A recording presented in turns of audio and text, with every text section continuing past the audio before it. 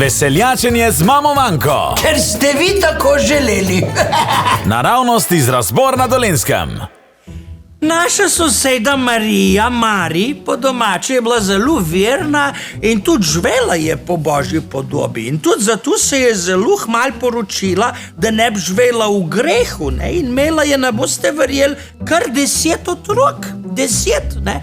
Življenje je bilo lepo, dokler je ni umrl mož, ne? Zato je, mislim, to zelo prizadelo, ampak je pa hmal srečala novega moškega, s katerim se je tudi poročila, ne? Da pač ne bi živela v grehu, ne? In ne boste verjeli, tudi z njim je imela 10 otrok, ne? Ampak sreča ne je bila na njeni strani in tudi drug mož je umrl. No, hmal za njim je odšla k Bogu, pa tudi ona, ne? In cela vas je šla na njem pogreb. Tudi jaz sem bila tam, ne? In na Marijinem pogrebu je naš župnik Pavle pogledal v nebo, ne? In spokojno rekel, ne, končno sta skupaj. Pa mi ne je bilo jasno in sem vprašala, prostite Pavle, mislite skupaj ona in njen prvi mož ali skupaj ona in njen drugi mož, ne? Župnik Pavle pa rekel, ne eno, ne drugo, mislil sem na njene noge.